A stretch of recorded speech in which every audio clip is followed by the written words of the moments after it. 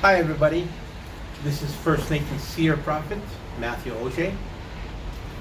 Today I just want to talk about some of the systemic racism that's been going on in Canada. This Black Lives Matter movement that's moving across the world has been very helpful towards First Nations people as well, because many of the black community leaders in Canada here have been pointing to our community, the First Nations community in Canada, and showing the systemic racism among our people too, that's happened with the police, the government, and everything else. I just want to start off with reading something. For though we walk in the flesh, we do not war according to the flesh. For the weapons of our warfare are not carnal, but mighty through God, for the pulling down of strongholds. Now, if we think about it, many of the strongholds concerning people of color, like myself, my African Canadian brothers and sisters, my Asian Canadian brothers and sisters, it's a lot of systemic racism is pointed toward us, and we basically have had it. I mean, I'll give you an example.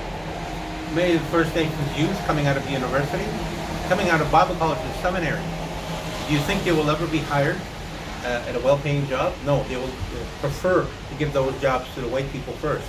And if there is any little bit left, then it will give that university graduate the lowest job they can find, whether it be in schools, whether it be in government, whether it be in business. They will do that every single time. I've seen it.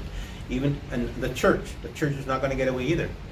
Because I came out of Bible college, top of my class.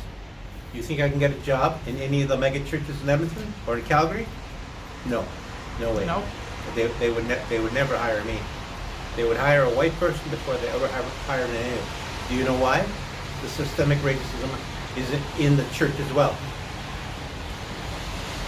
They will not hire blacks. They will not hire Asians. They will not hire First Nations people.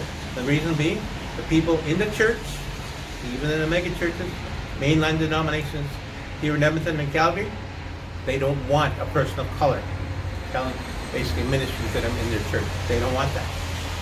They don't want an Indian basically telling them what to do. The same thing in business. That's right. Yeah, they don't want a black person, Asian, and they have some colorful names for us, and we all know what those names are. So true. They don't want that. They don't want that.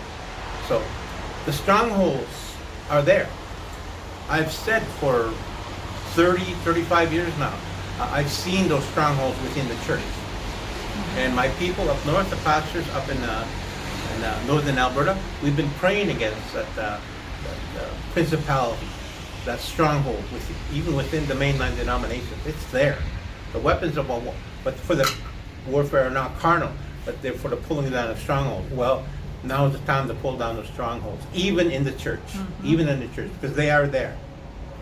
Now, if I was going to talk about some BS about my culture and everything else, and how it's going to make me a better Christian or a person of influence, all that stuff, they'll listen to me.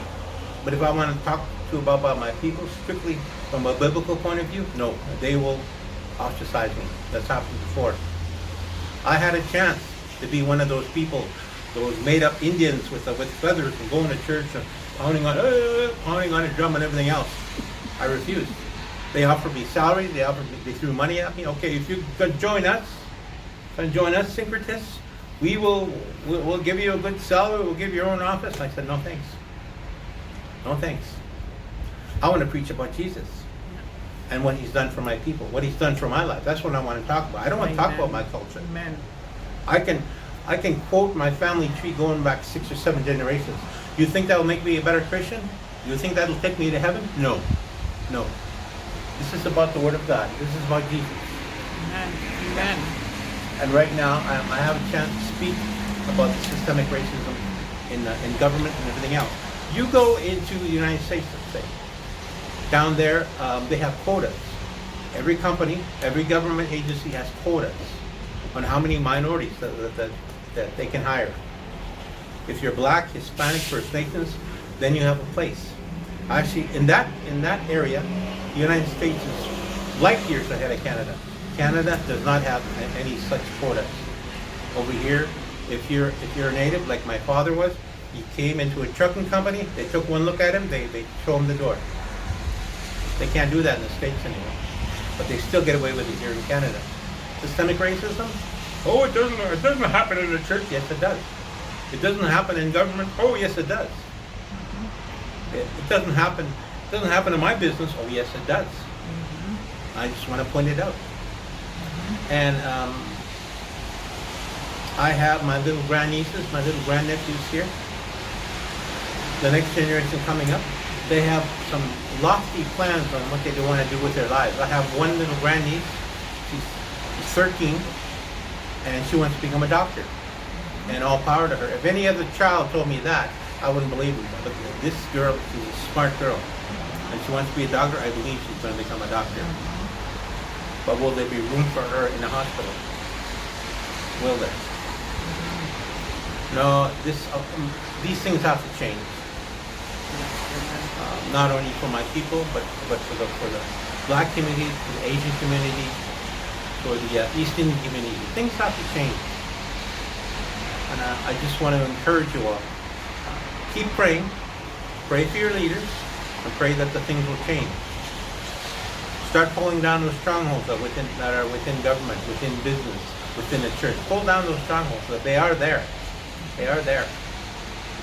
Back when I was a 28-year-old pastor back in my home community, there was I used to spend on average about 3 hours a day in intercession. If anybody who's ever lived in the Native community, you'll know why. Because the principalities and powers are very strong over Native communities. And it used to take me 3-4 hours sometimes every day, and I had a full-time job to pull down these strongholds. It's not easy. And in saying that, I just want to, the Lord showed me at that time that there was a stronghold within this major Pentecostal denomination that was in Edmonton. And I began praying. Other pastors and myself began praying for that principality, that demonic principality that was within that denomination. It's still there, by the way. It's still there.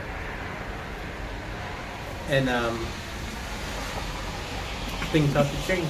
Not only in government, not only in business, but also in the church. We can't take anymore.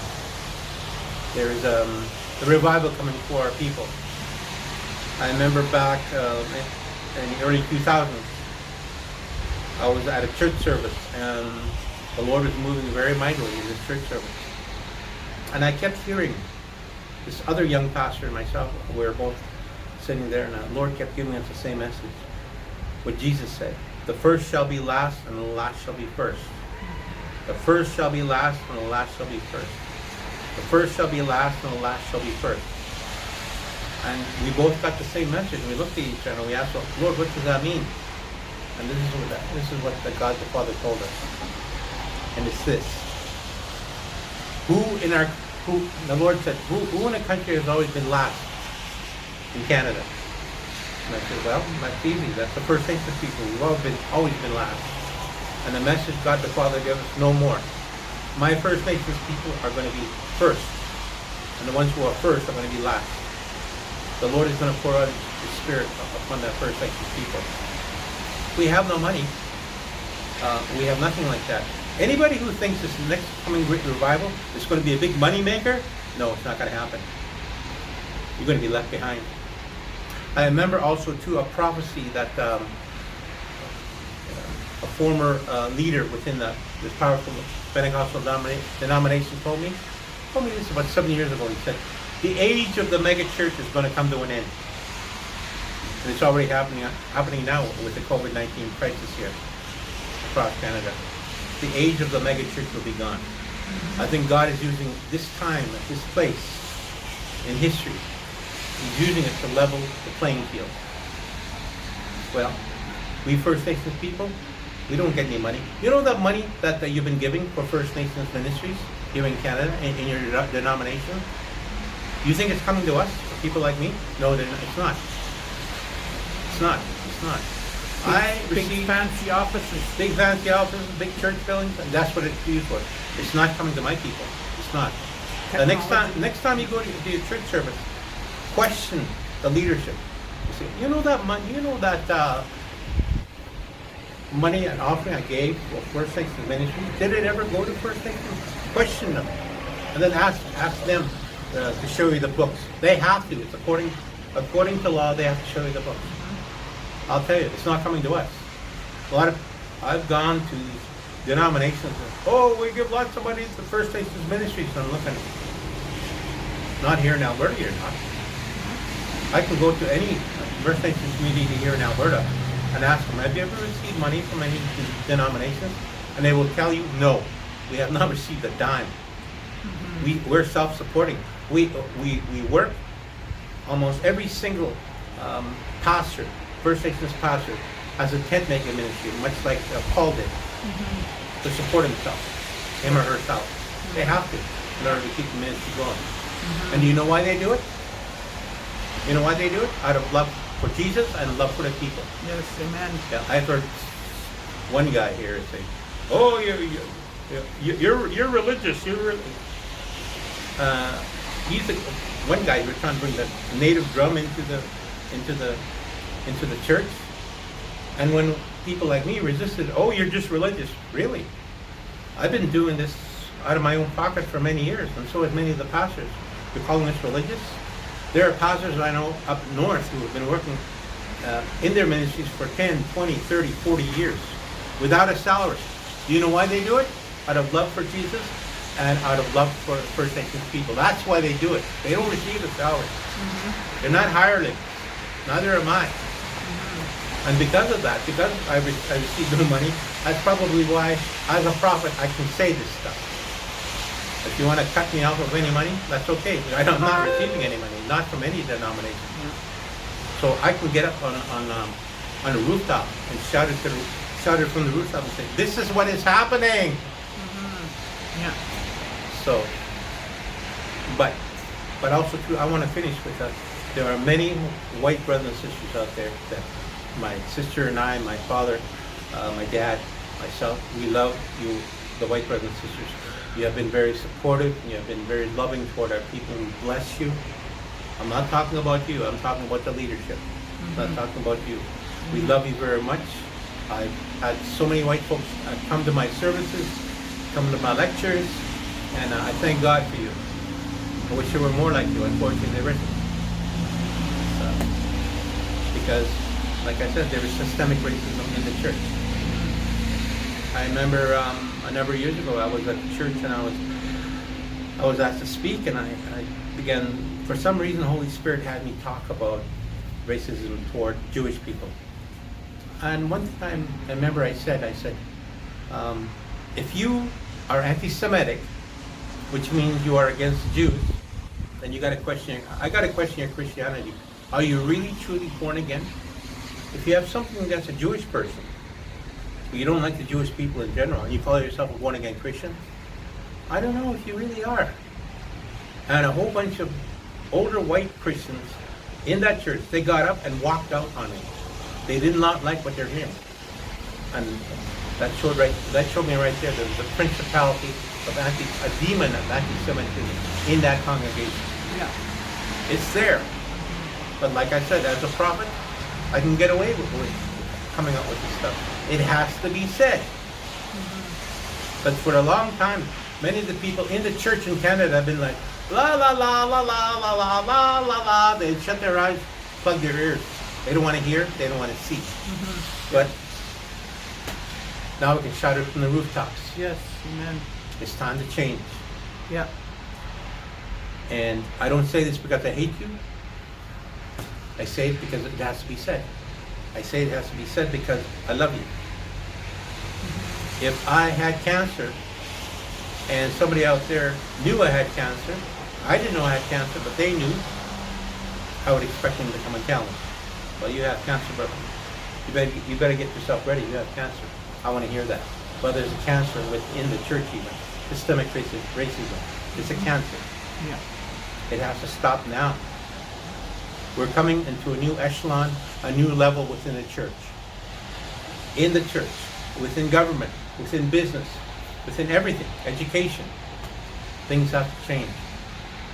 Right now, among the First Nations youth have the highest level of suicide of any ethnic community in Canada. You know why? They don't see a future for themselves. They've lost hope. I don't want to see that anymore. I don't want to see that for my grandnieces, nephews. I don't want to see it for the children. I do not want to see it. I want them to have some hope. Amen. Thank you for listening. Blessings to you all. Goodbye.